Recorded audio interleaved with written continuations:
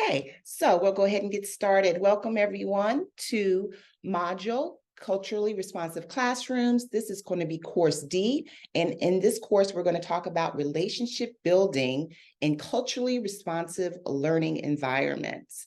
I am Dr. Suzanne Brooks, and I will be your moderator for today.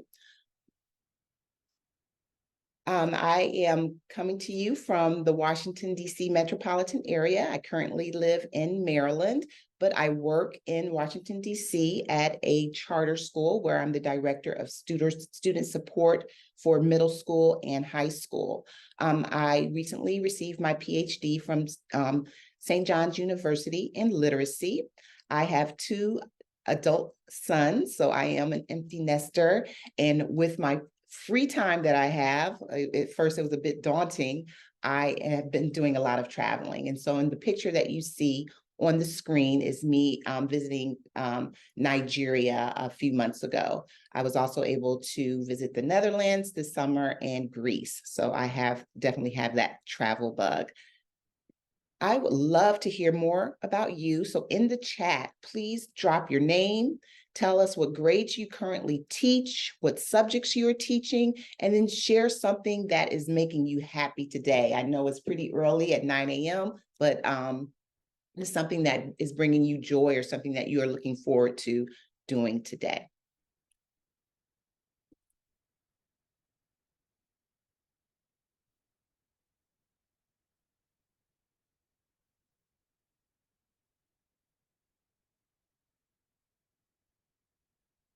I'm also dropping once again in the chat for those of you who are just joining us, the note catcher, which will allow you to follow the activities that we're having today.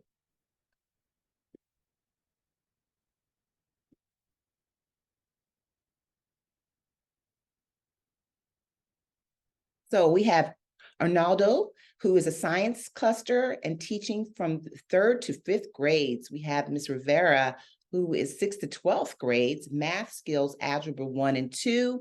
We have Peter, who teaches 7th grade social studies, and he loves to travel as well. He has the wanderlust bug as I do. We have Tanya, who is a para at a middle school, and she is grateful for waking up this morning. Aren't we all? We have Albert, who's a 7th grade earth science teacher, and he loves traveling as well. We have Inez, and she's a substitute teacher, the best teachers that there are, because you really support us. And she does so in math, 8th grade, and she loves what she's doing with students. And what makes her happy is her lovely kids around her. We have Rosa. She's 4th grade at PS 107X and is an enrollment coordinator at daycare. Wonderful. We have Sherry, who teaches 8th grade living environment and earth and space science, and she loves morning cuddles from her puppy. That is so sweet. Continue to drop your name in the chat and let us know more about you. Just give us an idea about what you're doing, where you're teaching, the grade levels, as well as the different content areas. Thank you for that for everyone. We still have some colleagues that are joining us. And I'm going to go ahead and drop the note catcher in the chat one more time so that you can follow along with the different activities that we're doing today. So some of our norms for today, just thank you for being here, being up this morning, alert and awake and ready to share. We're going to stick to protocol and hear all voices, either if you want to come off mute or you can jot anything that you'd like to know in the chat. We're going to start and end on time so that you can continue your day. We love for everyone to take an inquiry stance, meaning, ask questions, give feedback. Also, as you do so, just remember that you're taking responsibility for your impact and how you're sharing in a respectful manner to everyone. And then also just ground your statements in evidence, making sure that whatever we're sharing. So you guys hear an echo? It's weird. I heard an echo for a second. Whatever we're sharing is grounded in evidence. So in this series, we are in course D, which is relationship building in culturally responsive learning environments. If you haven't had an opportunity to participate in the other courses, A through F, please do so. I am teaching this series. So for today's agenda, we're going to have some essential questions as well as our objectives. And for our essential questions, what are we asking? Well, we want you to reflect and really think about what your beliefs are, your behaviors, and your practices that relate to your students and their culture. What strategies and tools will help prepare us to be culturally responsive teachers? And in terms of our objectives, we really want to reflect on mindsets that would impede building student-teacher relationships. We want to understand the benefits of positive student-teacher relationships, and we definitely want to identify opportunities to build positive relationships that will support students in learning and achieving. So I've dropped the note catcher in the chat, and that's for you to allow you to be guided throughout the series in terms of the different tasks that we'll be doing. For our first activity, number one, we're going to watch a video clip. This is I've seen this, and you might have already, but I always take something new from it when I watch it. So in your note catcher, I want you to reflect on one of your most valued student-teacher relationships. Just think about it. It could be from kindergarten to postgraduate, but just reflect and jot down why it was valuable for you.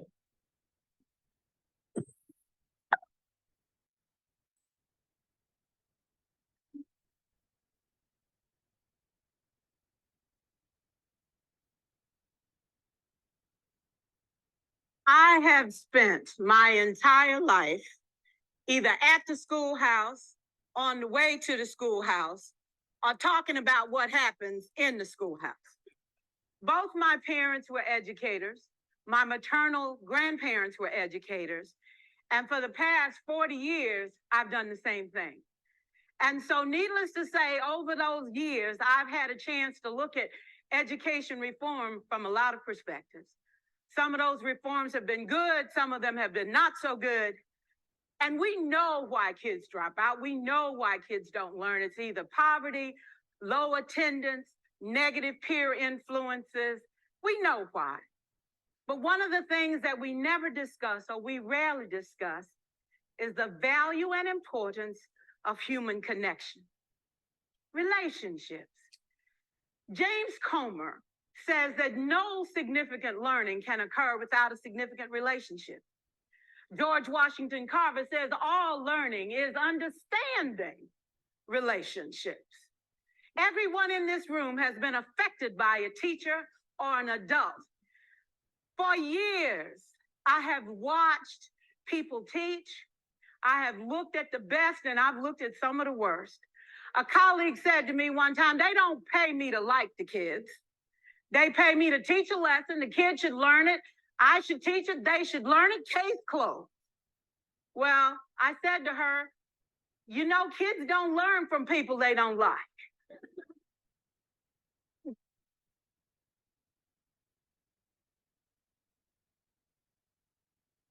She said, that's just a bunch of hooey. And I said to her, well, your year is going to be long and arduous, dear. Needless to say, it was. Some people think that you can either have it in you to build a relationship or you don't. I think Stephen Covey had the right idea. He said you ought to just throw in a few simple things, like seeking first to understand as opposed to being understood. Simple things like apologizing. You ever thought about that? Tell a kid. Oops, sorry about that. I was admitting our colleagues and got off track. We will start it again.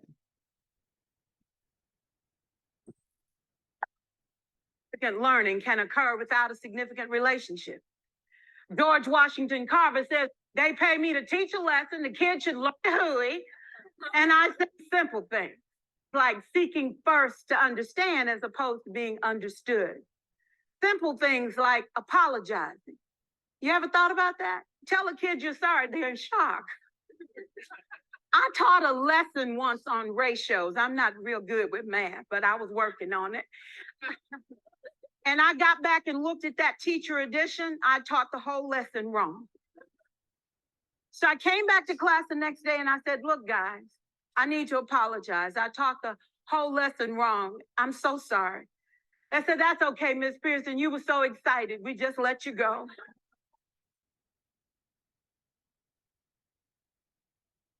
I have had classes that were so low, so academically deficient that I cried.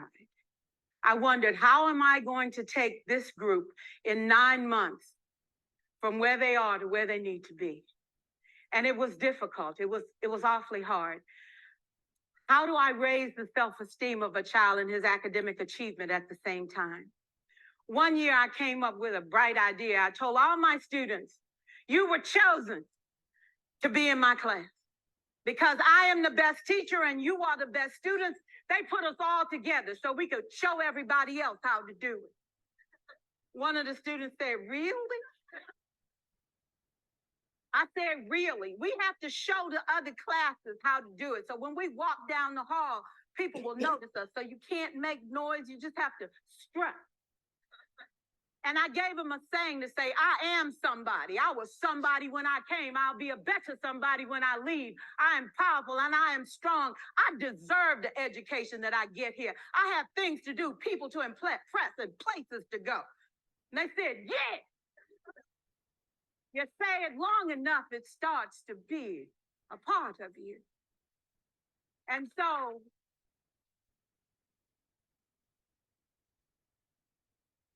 I gave a quiz, 20 questions. Student missed 18. I put a +2 on his paper and a big smiley face.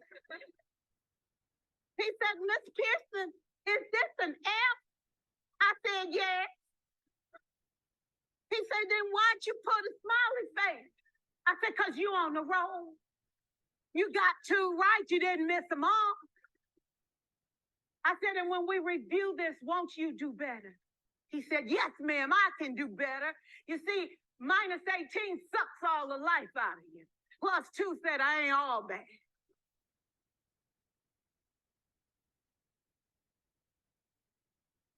For years, I watched my mother take the time at recess to review, go on home visits in the afternoon, buy combs and brushes and peanut butter and crackers to put in her desk drawer for kids that needed to eat, and a washcloth and some soap for the kids who didn't smell so good. See, it's hard to teach kids who stink.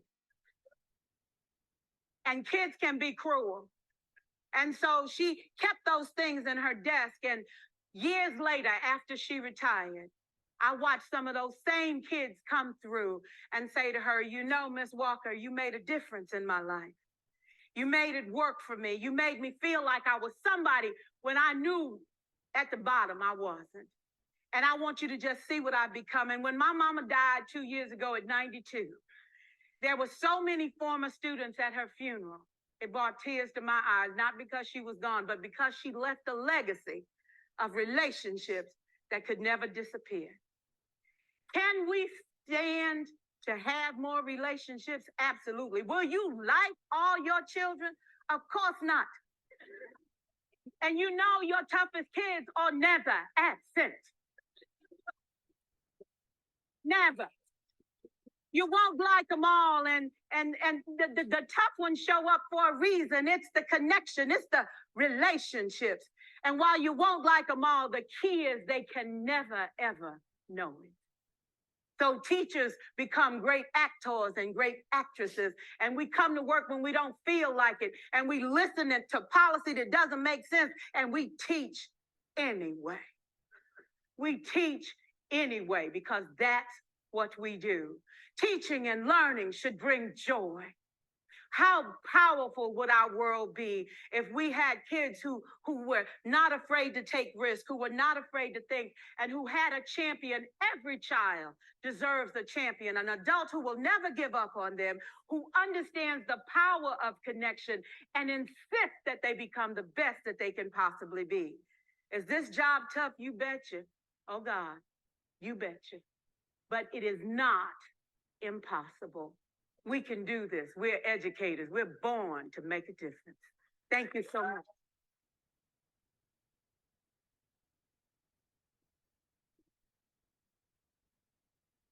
Just love that clip. I can watch it once a quarter and it really fuels your ability to move forward and support your students.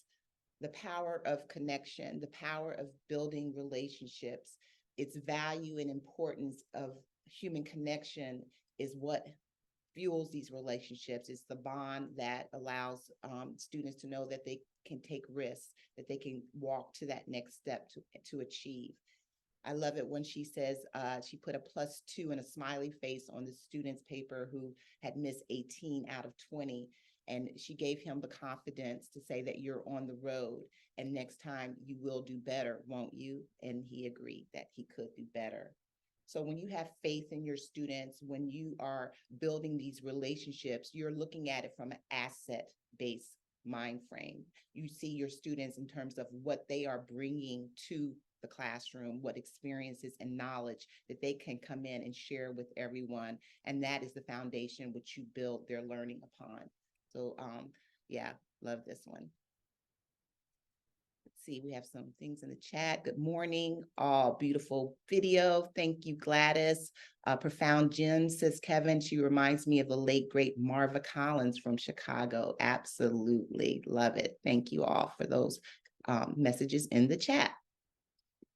So the foundation of building relationships and to build culturally responsive and sustaining relationships, there are really three important gems that you have to start with. You have to start with yourself, right? You have to reflect and look at how you are a culturally responsive educator. And you have to cultivate curiosity within yourself. You have to want to know more about your students, their experiences, their culture, their background. And you also have to center learning. You center learning so that students are a part of that they're also providing their stance so that they can give information to everyone as well. It's not just a top-down approach. So in starting with yourself, you really have to reflect critically and you have to seek out a mentor, someone like we talked about in the chat, Marva Collins. It doesn't have to be someone that you necessarily can have a one-to-one conversation with, but someone that you can go and research and look at how they have evolved as a culturally responsive practitioner. You have to be self-aware. You have to understand what your unconscious biases are, understand how your own cultural framework, your own cultural identity shapes your classroom expectations and how you respond to your students. So that student that missed 18, she didn't say you got 18 wrong. She says you got 2 correct, right? And so that shapes how your expectation, she shaped what her expectation was for that student, because the next time she was sure that he was going to do better and she instilled that in him. Cultivating curiosity also means speaking to others about how they have developed relationships with their students. So that can mean a colleague, that can mean a friend, that can mean a mentor.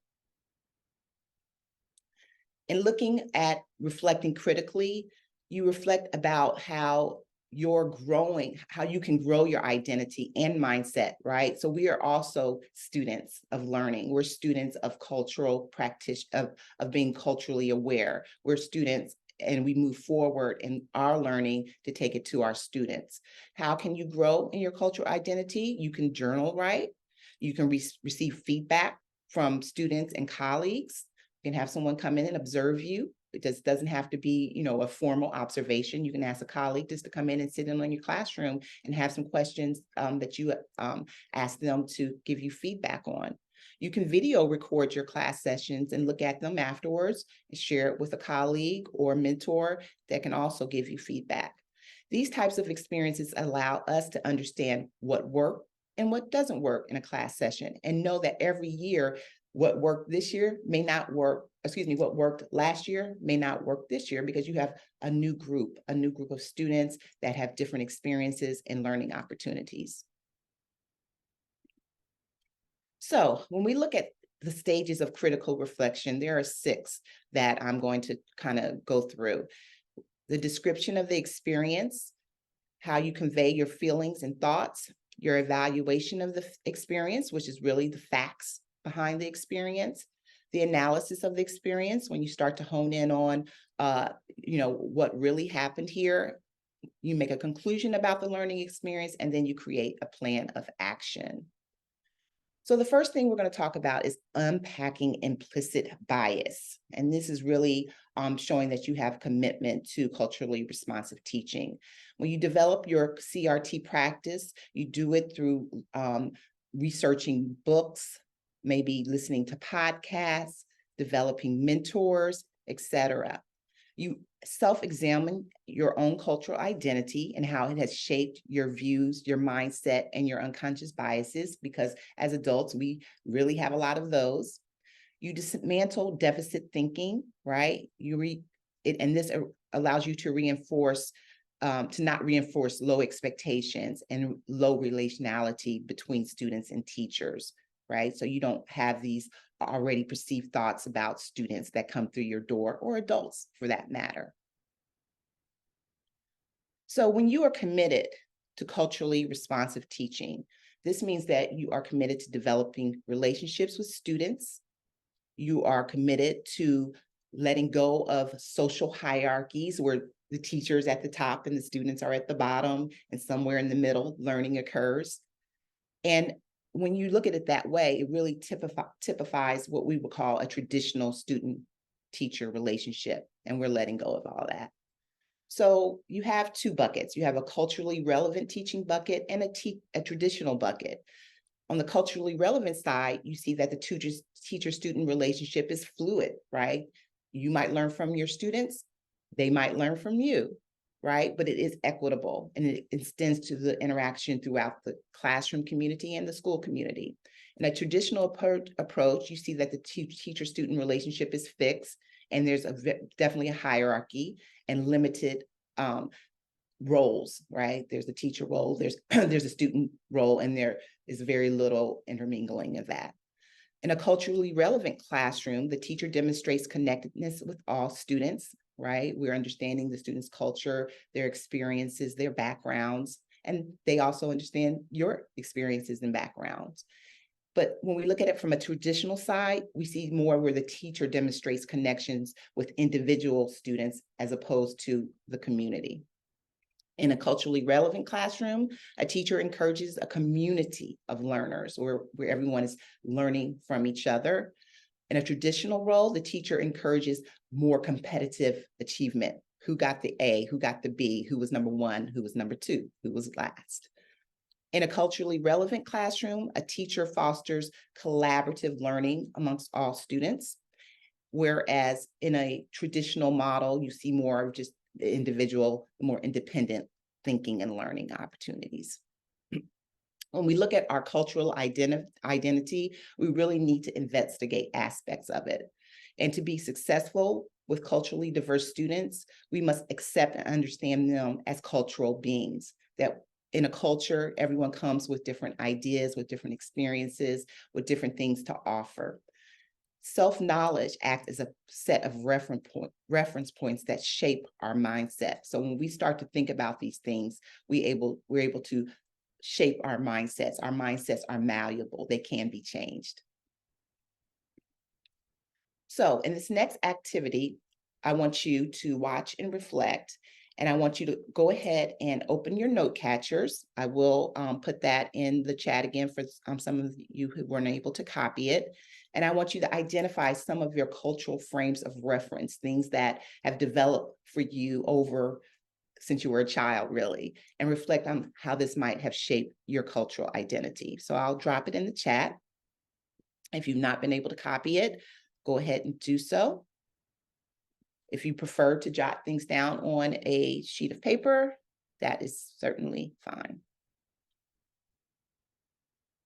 I'll give you about 3 minutes to work on that.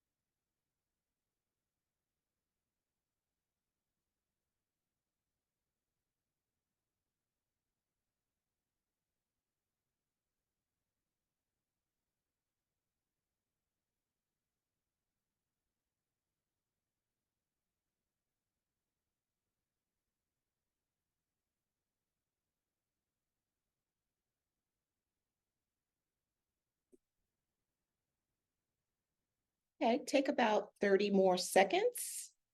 Actually, 10 more seconds according to my timer countdown. And if you want to kind of drop anything in the chat that you were able to reflect on and give information about, that would be great. And I can read some of those out for you.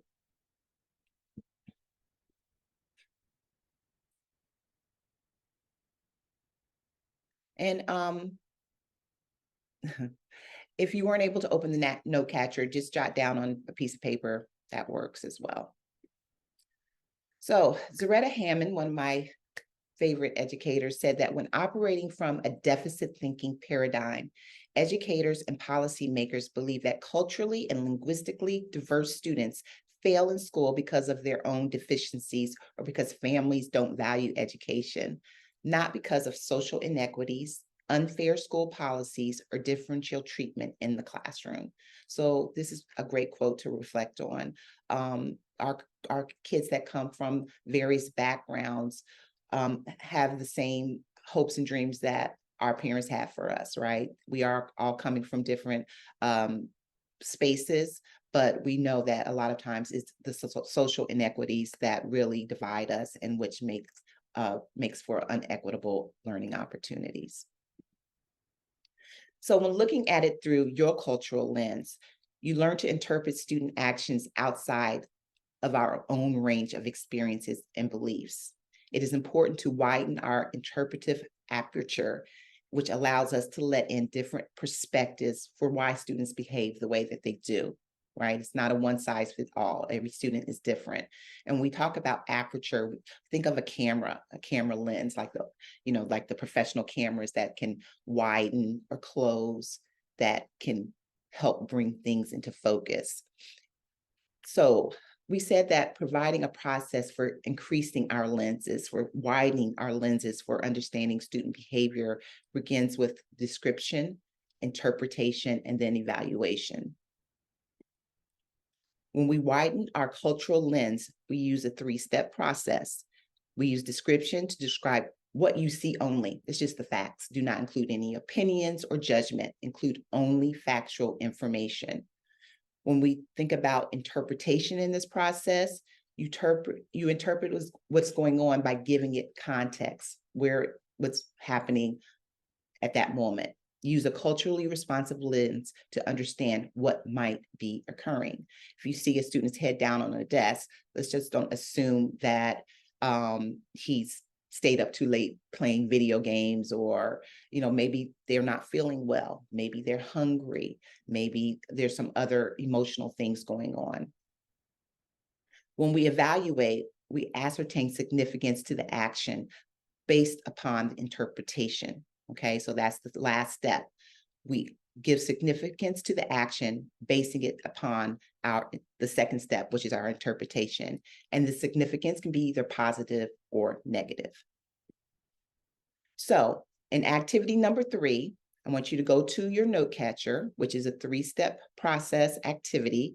I want you to open it and read the scenario and use the three-step process to provide your perspective about the situation. And then I would love for you, after you have evaluated it, to drop in the chat what your perspective is about the situation.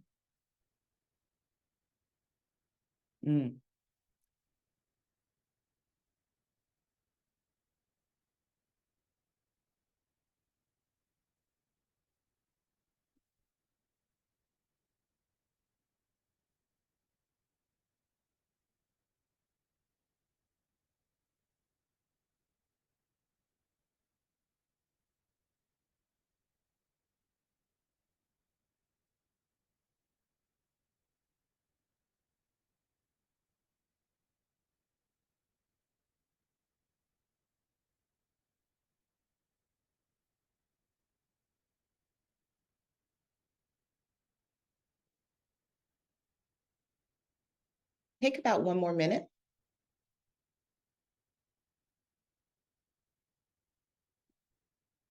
You should be able to read it on your note catcher. I will drop it in the chat for those of you who have not been able to take a look at it.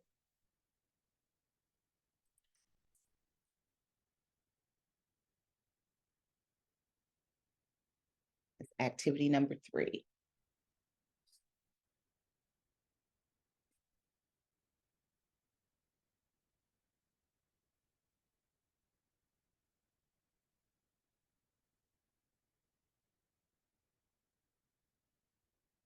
So go ahead and drop in the chat if you what you evaluated about this and what you think the perspective is.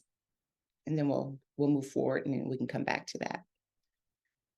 So when you're cultivating curiosity about your students, this is really what drives their learning and understanding. If they see that you have an interest in them, if they see that you are definitely aware of their experiences and you talk about it and you have different discourse and conversations, that allows them to buy into what you're teaching them. It increases your mutual understanding about what they know, about what they are interested in knowing. And it also increases your ability to empathize with your students. Curiosity is a human instinct, but like most instincts, it can be refined through observation and practice. It's not just something that's just going to automatically occur. You really have to be intentional about being curious about your students.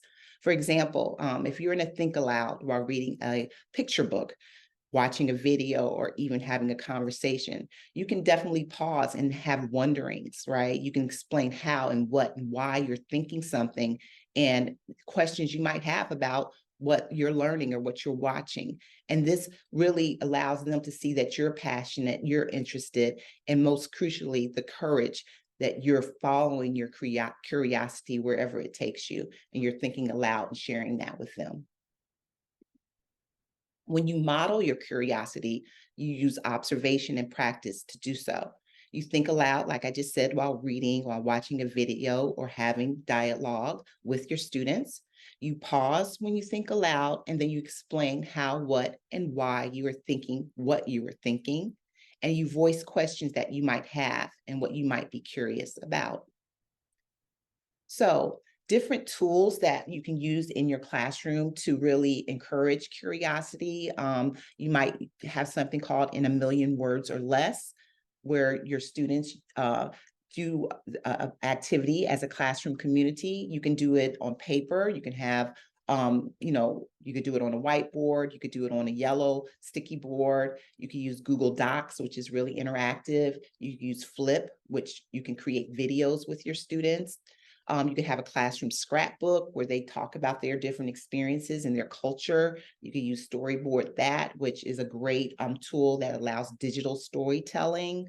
You could use Google Slides for that as well, which is interactive. You can provide a student interest survey. A lot of times we do that at the beginning of the year, but you could do it throughout the year, really. And you can use Google Forms for that, or Socrative, which allows like a quiz type model that gives you immediate feedback, or Kahoot. Students love that game.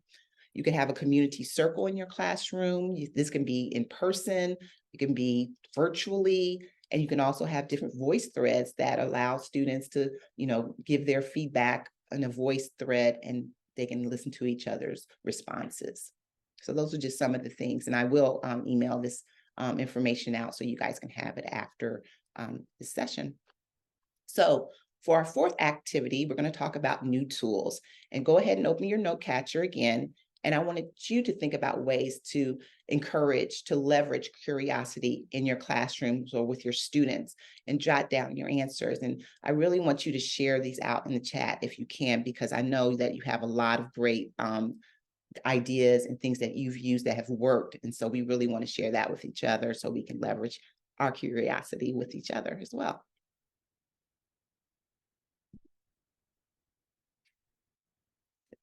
I'll give you about 2 minutes for this activity.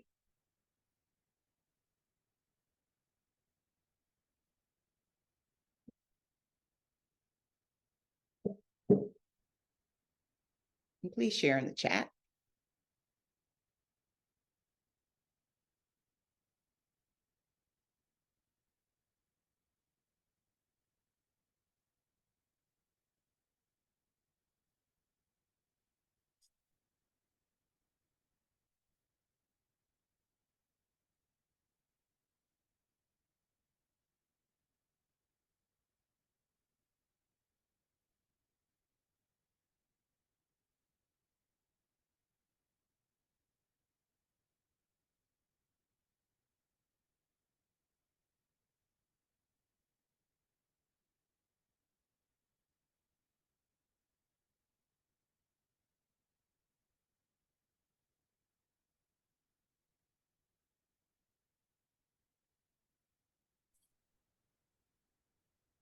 Tia, welcome.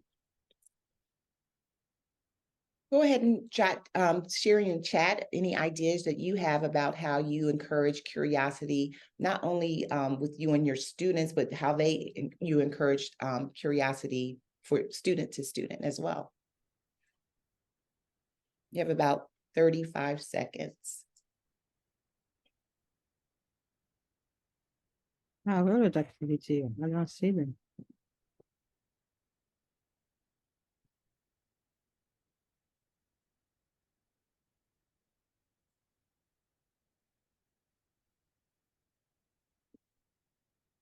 Okay. So I know if you're, go ahead and mute yourself if you are speaking out, please. So Sheila says that for students in early childhood, she could look at things and share it through show and tell. That is a tried and true. I love show and tell, and it still works. I'm thinking about having students bring in pictures of their families or different things that really resonate with their culture. You can have festivals where you invite families that to come in and share stories about their culture. You can also ask students to bring in their favorite books, and that really gives you an opportunity into what engages them, what is important to them, and what you can use to leverage their learning. Tanya says that curiosity can be implemented by demonstrating an image. Pictures are powerful, you guys, or making a question, perhaps demonstrating a scenario. I encourage curiosity with sentence starters and demonstrate students' knowledge with pair and share. Love pairs and shares, think turn and talks, all of those. You can have an activity on the topic, and that really allows for experiential learning, hands-on learning. Great, thank you, Satina. And if you guys can continue to drop in the chat and I will share out. So we want to center learning, and when we talk about centering learning, we really are allowing for positive experiences around learning, around teaching and learning that really evaluate traditional mindsets and practices. We provide engagement by promoting a sense of belonging within the classroom, which allows our students to feel safe. We provide student choice and partnership in instruction, and we look at things from an asset-based model where we are thinking about the positive things that students are doing, positive things that they're bringing to the situation. We're thinking about those 2 problems that the student got right, not the 18 that they got wrong. And building a relationship community is really important in any classroom or any setting. We create welcoming and affirming environments for our students by doing this. We acknowledge their culture, their identities from not only themselves, but their families, their history. This offers students a safe space for sharing and taking risk. And it also provides resources that represent diversity. Gladys says that you can invite parents to teach about the child's culture to the classroom. And that is just like a greatest model that you can provide a child, where they allow a parent or a friend to come in and talk about that child's culture. It really builds an opportunity to share and also to create a safe space. Thank you. So next, we're going to talk about promoting a sense of belonging in a classroom, and I'm going to share this clip with you. Anything else special happened this weekend, friends? In the pool, I did a cannonball. You know this one? I do. Bubbles, I do. You do. As human beings, one of the most essential needs we have is the need to belong. In school, children need a sense of belonging to be able to be productive learners. They need to be connected to their fellow students, connected to their teachers, to also be affirmed in who they are in a way that is positive and accepting.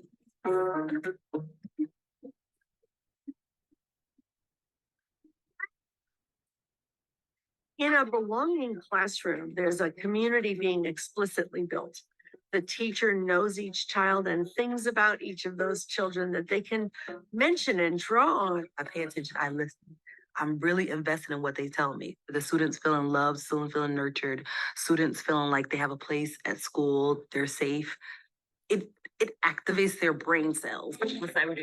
Sense of belonging is one of the most important activators of a child's engagement in learning.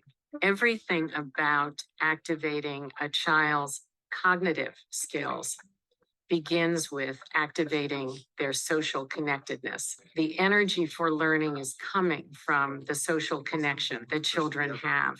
But in the end, we're trying to come up with an agreement. Excellent. We're not going to comment, question. We're only going to encourage.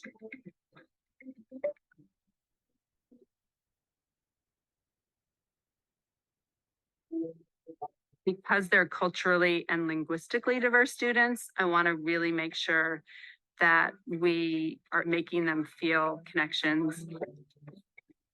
All the writing we do in our class, it's very much about them. It helps them, promotes them to find their own voice and to share their stories. Sometimes people think every Muslim person is a target or is a terrorist. Thank you, Anissa. What did this show us about what we are good at as a working together, because like we often argue a lot. Today, we did an activity that was really designed to get them thinking about how they're going to support each other. I think that reiterating the idea that we're in this together. I think it's hard to find the time, but doing some team building exercises at the beginning of the year and revisiting them can really help illustrate that point. In a belonging classroom, they have a community that may meet in classroom meetings to problem solve together, to read stories together, to tell successes and accomplishments or important events together. They celebrate like families do, things that each other have done or have experienced. Let's talk about what we admire about some of our friends. I admire Zara because she is so compassionate. And when we're talking about being compassionate and being supportive of one another, it's to build that deeper connection for everyone, just to feel like this is their school family. This is somewhere they're loved, they're nurtured, they're taken care of, they're valued. Thank you for speaking. The community becomes a place where you can bring your emotions, your fears, your needs, to be honest about what's going on and know that there will be acceptance, support, and love that's available to carry you through. We all can work together and we all can try to strategize together and create a better pathway for others to be successful. And we can make it fun. We're working together. They take care of each other, not just personally, but academically. We're always pushing each other.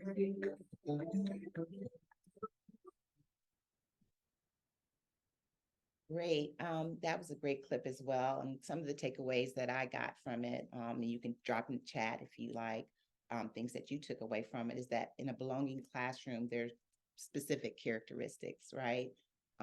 We are being productive learners that are connecting to fellow students, and they're affirming and accepting them for who they are.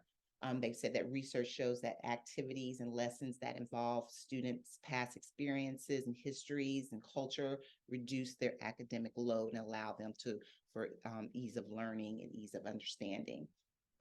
They talk about, we do a lot of team building at the beginning of the year, but this is something that can be promoted throughout the year and extend throughout the year. I like that in a couple of the teachers that we saw in this clip really said that they didn't want any questioning or feedback from students to students, but they really wanted them to give encouragement and promote admiration for their fellow students. So those are my takeaways. And just please, if you like, drop in the chat some of your takeaways from the clip. Alexandra is saying, sometimes it's a little challenging, not only for us as educators, but also to certain students. And that is true, Inez said. I'm sorry, Alexandra, I'm not sure why you can't hear. Is anyone else having that issue? Please drop in the chat. So the next thing we're going to talk about is student choice. And we really want to decrease the sense of hierarchy that students feel that when they come into the classroom, they are totally beholden to the adult in the room, and that they're not really able to give their learning or they're questioning that everything has to be from a top-down approach. We allow the opportunity for balance and negotiation in these culturally responsive classrooms when we're building relationships, right? Students can question, students can give answers, and students can receive feedback as well. We offer students scaffolding and the ability to practice decision-making. This allows them the ability to take risks. Students are able to explore their learning identity because we know learning does not happen in one way. We have different ways of learning. We have the ability to make connections with our students between their interests and their academic skills when real life opportunities exist. And we provide autonomy, social exploration, and agency when we talk about student choice. So in student choice, what we're talking about really is providing options for grouping. We can do it independently, or they can choose a partner or a small group. And all of these things can be happening in the classroom at the same time. Some students might prefer to work alone. Some students might prefer to work in a small group. We select from different texts or novels that align to standards, right? And we can give students choice. We don't have to just have one text. We can give students choices of several texts, things that might interest them, that might engage them, things that they might have wanderings about, or things that might be something that they want to build upon in terms of their own experiences. And also we provide various options for expressing what a student has learned, right? There's not one way. We could do things through auditory, through visual, through hands-on experiences. Students can express what they know and how they learn that way. So when we look at an asset-based model, we really want to focus on the strengths of our students and opportunities. This helps build a safe space where there's trust and respect. We want to center the thinking of our students to drive engagement and become authors of their own learning, to become autonomous learners.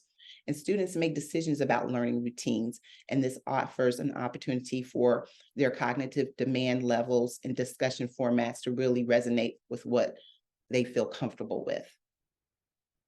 In this model, teachers will adopt more of the role of a facilitator as opposed to a teacher. So James Comer says that no significant learning can occur without a significant relationship. And we heard that in the clip earlier as well. So that ends our session for today. You definitely you will earn your CTL credit. You'll get your certificate after you fill out your survey. So I want you to go ahead, and if you haven't signed up for other courses, please do so. You can do courses synchronously or asynchronously, and you will get, like I said, your credit for this course within 24 hours. You also have the opportunity to get a $50 Amazon gift card by referring 6 of your fellow staff members. And I am going to pop the survey link in the chat in a few seconds, and we want to hear your feedback. So just click on the link when I drop it in the chat and complete the course survey. So like 3 questions, it's really quick. And if you have any comments or questions, definitely feel free to chat me or email me. It's under suzanne.brooks@solveconsulting.com, and I'll put that in the chat as well. So thank you guys for attending today.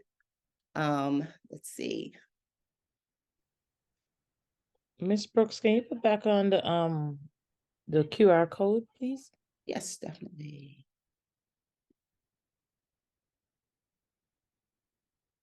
There's the QR codes. I'll leave that on for a few more seconds, and then I'll drop the information in the chat. The survey for everyone.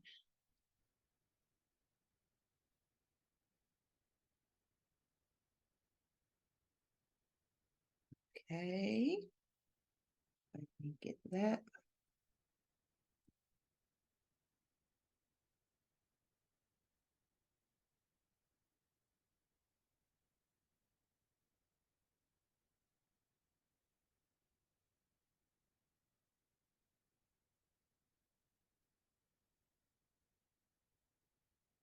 And I'm dropping the survey in the chat now. There you go. And you're welcome, everyone. Thank you for attending today. I hope everyone has a good rest of your day if you're off from work. Do something fun for yourself.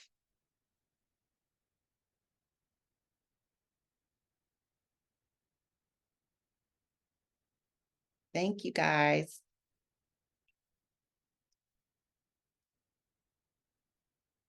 If you're finished with the survey, you can go ahead and log off.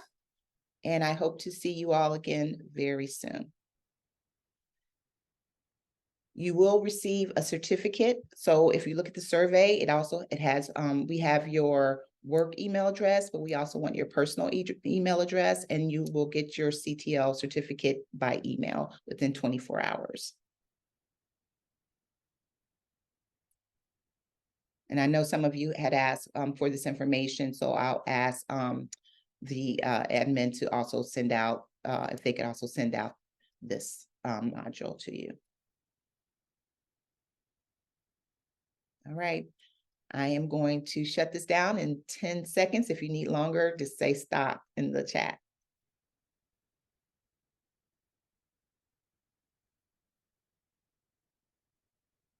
Stop. Okay, I won't do it yet.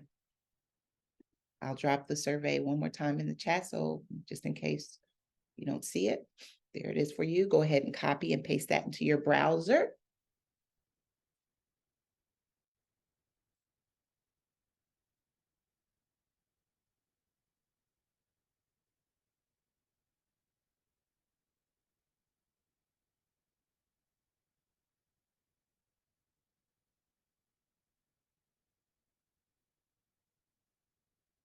Thank you, everyone. Have a good day. Bye-bye. Thank you, Dominique. Appreciate that. Bye. Thank you. Bye. Bye.